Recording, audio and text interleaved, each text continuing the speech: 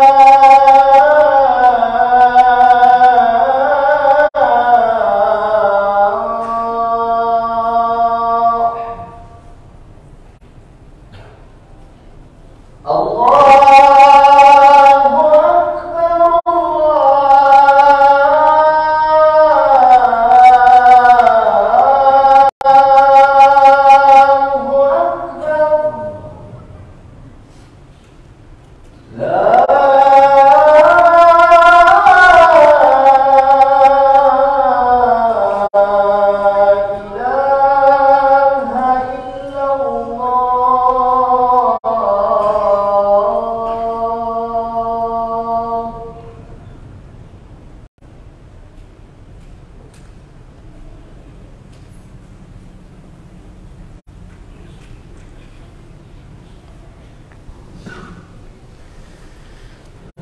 إن الحمد لله نحمده ونستعينه ونستغفره ونعوذ بالله من شرور أنفسنا وسيئات أعمالنا من يهده الله فلا مضل له ومن يضلل فلا هادي له وأشهد أن لا إله إلا الله وحده لا شريك له وأشهد أن محمدا عبده ورسوله يا أيها الذين آمنوا اتقوا الله حق تقاته ولا تموتن إلا وأنتم مسلمون يا أيها الناس اتقوا ربكم الذي خلقكم من نفس واحدة وخلق منها زوجها وبث منهما رجالا كثيرا ونساء واتقوا الله الذي تساءلون به والأرحام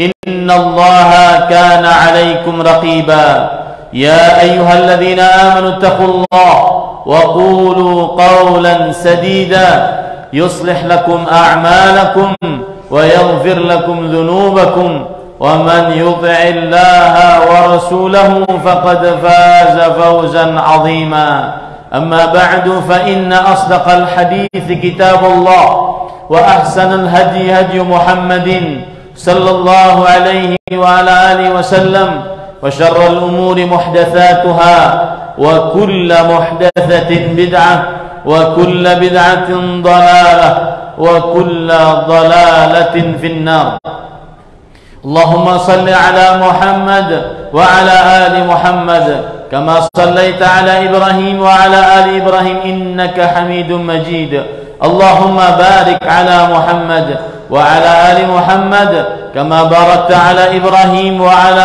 آل إبراهيم إنك حميد مجيد أيها المسلمون أحبتي في الله عافاني الله وإياكم أوصيكم ونفسي بتقوى الله اتقوه حق تقواه وراقبوه حق المراقبة اتقوه تفوزوا وتسعدوا وتفلحوا في الدنيا والآخرة قال الله تعالى في القرآن الكريم ومن يتق الله يجعل له مخرجا ويرزقه من حيث لا يحتسب. Wahai kaum muslimin yang saya cintai karena Allah, semoga Allah Subhanahu wa taala selalu memberikan afiat kepada kita di dunia dan di akhirat. Khatib berpesan, bertakwalah selalu kepada Allah Subhanahu wa taala, selalu merasa diawasilah oleh Allah Subhanahu wa taala dengan sebenar-benar takwa dan sebenar-benar muraqabah. Allah Subhanahu wa taala berfirman yang menjelaskan bahwa hanya orang yang bertakwa yang mendapatkan kebahagiaan, keberuntungan, kesuksesan di dunia dan di akhirat. Allah Subhanahu wa taala berfirman yang artinya, barang siapa yang bertakwa kepada Allah, niscaya Allah Subhanahu wa taala akan selalu memberikan untuknya jalan keluar dari seluruh permasalahannya dan memberikan rezeki kepadanya dari arah yang dia tidak sangka-sangka. Ahibatil muslimun afanillah wa iyyakum, kaum muslimin yang saya cintai karena Allah, semoga Allah Subhanahu wa taala selalu memberikan afiat kepada kita di dunia dan di akhirat. Sudah menjadi ketetapan dari Allah Subhanahu wa taala bahwa umur umat Nabi Muhammad sallallahu alaihi wa ala alihi wasallam adalah paling pendek dibandingkan umur umat-umat sebelum Nabi Muhammad sallallahu alaihi wasallam. Rasulullah sallallahu alaihi wasallam bersabda, "A'maru ummati ma baina 60 ila 70 wa aqalluhum man yajuzu dzalik." Umur umatku antara 60 sampai 70 tahun saja. Sangat sedikit yang lebih daripada hal tersebut. Dan kalau kita berpikir umur kita dikaitkan dengan ibadah kita, kalau seandainya seseorang berumur 60 tahun, maka 15 tahun dia tidak dihitung atasnya beramal ibadah, karena sebelum baligh. Kemudian berarti sisanya 45 tahun. Kemudian dari 45 tahun tersebut dikurangi 20 tahun untuk tidur yang sewajarnya, karena 8 jam manusia tidur sewajarnya. Berarti sisa 25 tahun. 25 tahun dikurangi lagi sekitar 20 tahun untuk seseorang buang hajat, untuk seseorang makan dan minum, untuk seseorang duduk-duduk nongkrong, untuk seseorang bersenda gurau, ataupun hal-hal yang kurang bermanfaat lainnya. Berarti hanya tersisa 5 tahun bagi seorang dari umat Nabi Muhammad sallallahu alaihi wasallam untuk benar-benar menggunakan ibadah umurnya untuk beribadah kepada Allah Subhanahu wa taala. Itu kalau seandainya 5 tahun tersebut dia gunakan sebaik-baiknya untuk beribadah. Bagaimana kabarnya kalau seandainya ternyata 5 tahun tersebut yang merupakan sisa akhir dari umur dia isi dengan maksiat kepada Allah Subhanahu wa taala? Sungguh sangat merugi orang-orang tersebut. Dan sudah menjadi hikmah Allah dan ketetapan Allah bagi seluruh manusia bahwa apabila manusia meninggal dari kehidupan dunia berpindah kehidupan akhirat, dimulai di alam kubur, maka saat itu terputus amalnya. Allah Subhanahu wa taala berfirman dalam surat Al-Mu'minun ayat 99 sampai 100, hatta idza jaa ahadahumul maut qala rabbirji'un la'alli a'malu salihan fima taraktu kalla. Sampai ketika datang kepada mereka kematian, maka sebagian mereka berkata, wahai Rabbku, kembalikan aku ke dunia. Untuk apa? Agar aku bisa beramal saleh apapun sebagaimana yang sudah aku tinggalkan selama aku hidup di dunia. Apa jawab Allah? Kalla, tidak bisa kembali. Setelah mati tidak ada waktu untuk beramal. Allah Subhanahu wa taala juga berfirman dalam surat Al-Munafiqun, wa anfiqu mimma razaqnakum min qabli an ya'tiya ahadakumul maut fayaqula rabbi laula akhartani ila ajalin qarib fa asaddaqa wa akum minas salihin wa lan yuakhirallahu nafsan idza jaa ajaluha. Dan bersedekahlah kalian dari apa yang telah kami berikan rezeki kepada kalian sebelum datang kematian kepada kalian. Kemudian ia mengatakan, ya Allah, kalau seandainya diakhirkan umurku sedikit agar aku bisa bersedekah dan agar aku bisa beramal saleh. Tapi apa kata Allah? Seseorang jika telah datang batas waktu kematiannya, maka tidak akan pernah terlambat, tidak akan pernah terlalu cepat. Ini menunjukkan bahwasanya seseorang, kita semua, kalau sudah mati maka tidak ada waktu untuk beramal, terputus waktu untuk beramal, tidak ada waktu untuk menghasilkan pahala lagi di sisi Allah. Rasul sallallahu alaihi wasallam bersabda, "Idza matal insan inqata'a anhu 'amaluh." Jika seorang manusia mati, maka terputuslah amalnya. Umur sudah sedikit, pendek, setelah mati tidak ada waktu untuk beramal. Tetapi alhamdulillah, karunia Allah luas. Meskipun umur kita sedikit, di sana ada meskipun umur kita sedikit dan setelah mati tidak ada waktu untuk beramal, ada amalan-amalan yang pahalanya terus mengalir meskipun kita sudah menjadi satu tulang ekor. Karena manusia, kita semua kalau sudah dikubur akan habis dimakan oleh tanah. Ma syai'un minal insan illa bali illa 'adbudz dzanab. wa minhu yurakkabu yaumal qiyamah. Tidak ada manusia ketika dikubur kecuali akan binasa, kecuali satu tulang ekor. Dari satu tulang ekor tersebut akan dibangkitkan kembali oleh Allah Subhanahu wa taala. Oleh karenanya khutbah pada kesempatan kali ini akan menyebutkan 10 amalan yang pahalanya mengalir setelah mati. Wahai kaum muslimin, bertekadlah setelah mendengar ini, walau satu dari amal tersebut Anda masuk ke dalamnya, walau satu, tidak mesti harus 10, walau satu, bisa mendapatkan amalan, mengerjakan amalan yang pahalanya mengalir walau setelah mati. Dalam hadis yang sahih, Rasul sallallahu alaihi wasallam bersabda, sab'un yajri lil 'abdi ajruhunna wa huwa mayyitun fi qabrih. 7 amalan yang mengalir untuk seorang hamba pahalanya dan dia dalam keadaan sudah mati di dalam kuburnya.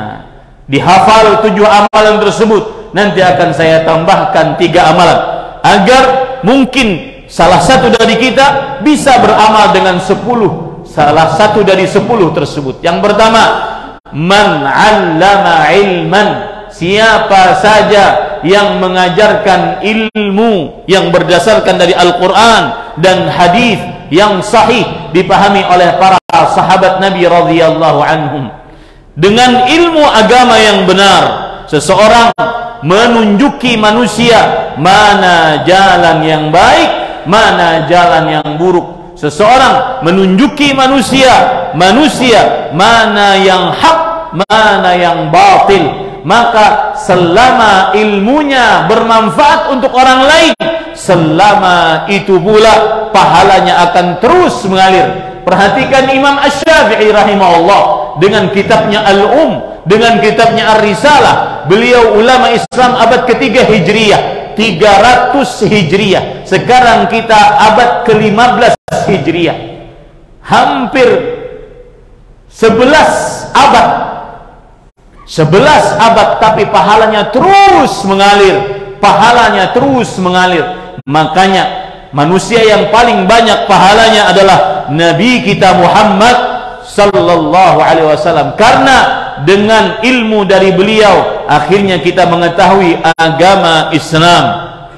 Dahulu orang mengatakan yamutul alim wa yabqa kitabuh. Seorang yang berilmu bolehlah mati, akan tetapi masih tersisa buku-bukunya. Oleh sebab itu, Anda yang diluaskan rezekinya bisa termasuk di dalam orang yang menyebarkan ilmu dengan mencetak buku-buku yang bermanfaat, kemudian disebarkan di tengah kaum muslimin. Kemudian yang kedua, wa ajra nahran, yaitu yang mengalirkan sungai-sungai, saluran-saluran yang tertahan, kemudian akhirnya dia buka saluran-saluran tersebut, akhirnya kaum muslimin bisa menanam, bisa melakukan pertanian, sehingga kaum muslimin mendapatkan pahalanya. Seorang yang tersebut mendapatkan pahalanya, kaum muslimin mendapatkan manfaatnya. Selama sungai-sungai tersebut mengalir, saluran-saluran tersebut mengalir, mata air tersebut mengalir, maka selama itu pahalanya akan mengalir. Kemudian yang ketiga, au hafara bi'ran, yaitu yang menggali sumur. Ada sebuah hadis yang mana seorang lelaki kehausan, lalu dia turun ke sebuah sumur, lalu dia minum dari sumur tersebut. Ketika dia keluar dari sumur tersebut, dia melihat seekor anjing ya'kulu thara minal atas. Dia makan pasir-pasir yang ada di sekitar sumur tersebut yang lembab karena saking hausnya anjing tersebut. Kemudian orang tersebut meminumkan air sumur tersebut ke mulut anjing tersebut. Fasyakarallahu lahu faghufira bihi. Maka Allah bersyukur atas amalan orang tersebut dan orang tersebut diampuni dosanya. para sahabat Nabi radhiyallahu anhu bertanya, "Ya Rasulullah, inna fil bahaimi la ajr." Apakah ketika kita memberi makan kepada seekor binatang kita mendapatkan pahala? Maka Rasul sallallahu alaihi wasallam bersabda, "Fi kulli kabidin ratbin ajrun." Setiap makanan yang engkau masukkan ke dalam rongga perut apapun, entah itu manusia ataupun hewan, walau seekor burung yang hanya mengambil dan meminum dari air ledeng kita, maka di situ terdapat pahala yang mengalir terus sampai kiamat meskipun kita sudah mati. Kemudian yang keempat, au gharasa nakhlan, yaitu orang yang menanam pohon kurma disebutkan oleh Rasulullah sallallahu alaihi wasallam, karena pohon kurma termasuk pohon yang paling utama, termasuk pohon yang paling kokoh. Tetapi yang dimaksud di sini bukan hanya sekedar pohon kurma. Dengan pohon tersebut para hewan bisa mengambil manfaatnya, para manusia bisa mengambil manfaatnya. Selama bisa diambil manfaatnya, selama itu mengalir pahalanya sampai meskipun dia sudah mati. Kemudian yang kelima, bana masjidan. Rasulullah sallallahu alaihi wasallam bersabda, "Man bana lillahi masjidan walau kamabhasi qatatin banallahu lahu baitan fil jannah." Barang siapa yang membangun sebuah masjid, walaupun bangunan masjid tersebut kecil, sekecil angkerman burung.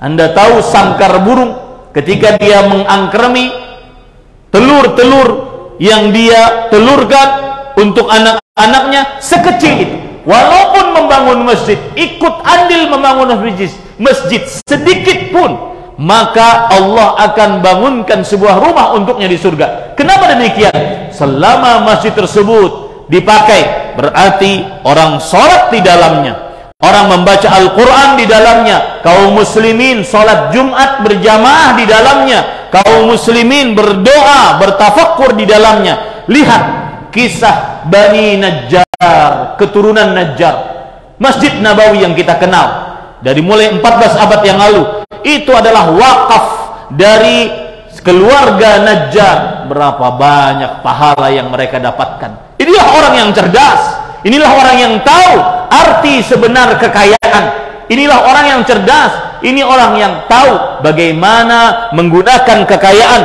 pada tempatnya. Kemudian yang keenam, yaitu waratha mushafan, yang mewariskan mushaf, pergi membeli mushaf 30.000, 20.000, 50.000.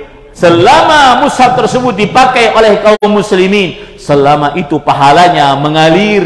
Walaupun dia sudah mati, tulang belulangnya tinggal satu tulang ekor saja.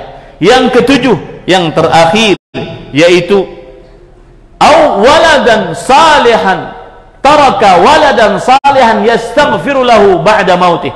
Dia meninggalkan anak yang saleh yang beristighfar untuknya setelah kematiannya.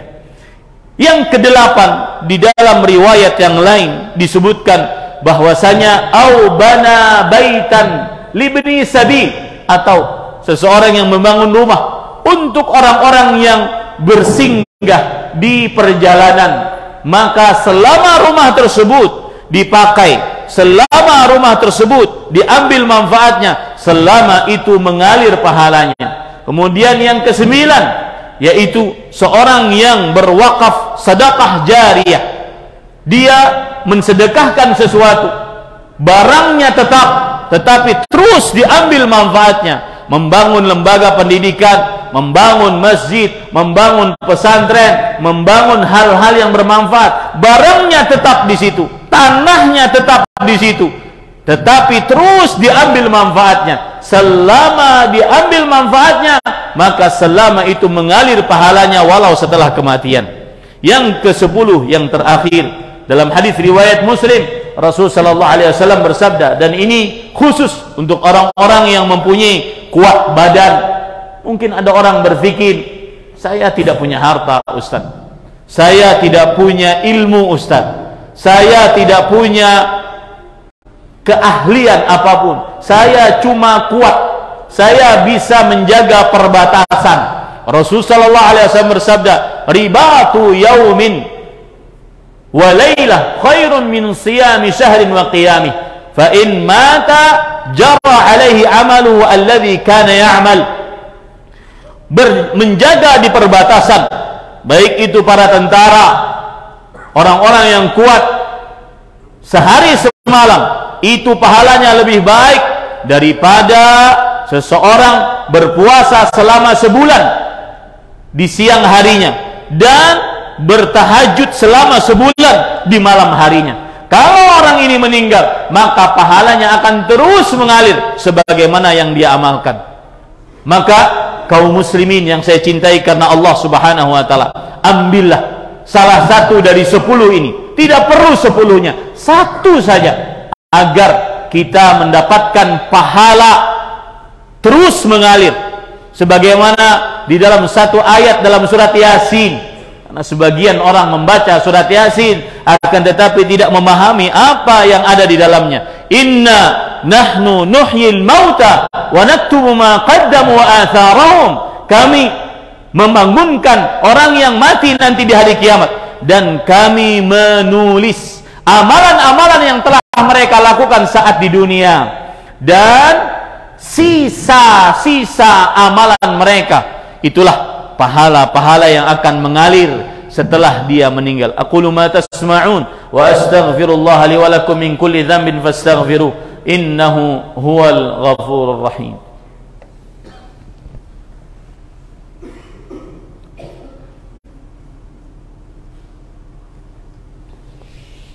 Alhamdulillahi ala ihsanih wa syukru lahu ala taufiqihi wa amtinanih wa ashhadu an la ilaha illallah wahdahu la syarika la ta'ziman li sya'nih wa ashhadu anna Muhammadan abduhu wa rasuluhu ad-da'i ila ridwanih sallallahu alaihi wa ala alihi wa ashabihi wa ikhwanih.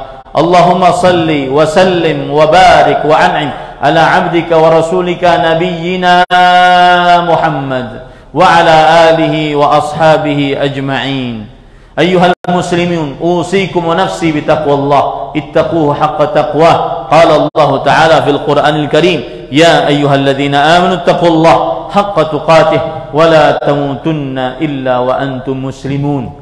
Wahai kaum muslimin, bertakwalah kepada Allah dengan sebenar-benar takwa. Allah berfirman, wahai orang-orang yang beriman, bertakwalah kepada Allah dengan sebenar-benar takwa, dan janganlah mati kecuali dalam keadaan beragama Islam. Innallaha wa malaikatahu yusalluna 'alan nabi, ya ayyuhalladzina amanu sallu 'alaihi wa sallimu taslima. Allahumma salli 'ala Muhammad wa 'ala ali Muhammad kama sallaita 'ala Ibrahim wa 'ala ali Ibrahim innaka Hamidum Majid, wa barik 'ala Muhammad wa 'ala ali Muhammad kama barakta 'ala Ibrahim wa 'ala ali Ibrahim innaka Hamidum Majid. Wardallahumma 'anil khulafa'ir rasyidin Abi Bakr wa Umar wa Uthman wa Ali wa 'anil sahabati wa man tabi'ahum bi ihsan ila yaumiddin. Allahumma ighfir lil muslimin wal muslimat والمؤمنين والمؤمنات الأحياء منهم والأموات. ربنا اغفر لنا ولإخواننا الذين سبقونا بالإيمان ولا تجعل في قلوبنا غلا للذين آمنوا ربنا إنك رؤوف رحيم.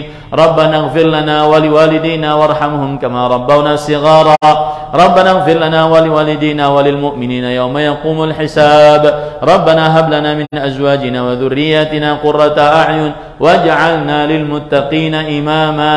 يا مقلب القلوب ثبت قلوبنا على طاعتك. يا مصرف القلوب صرف قلوبنا إلى طاعتك برحمتك يا أرحم الراحمين. ربنا آتنا في الدنيا حسنة وفي الآخرة حسنة وقنا عذاب النار. عباد الله، إن الله يأمر بالعدل والإحسان وإيتاء ذي القربى وينهى عن الفحشاء والمنكر ولذكر الله أكبر والله يعلم ما تصنعون. أقم الصلاة.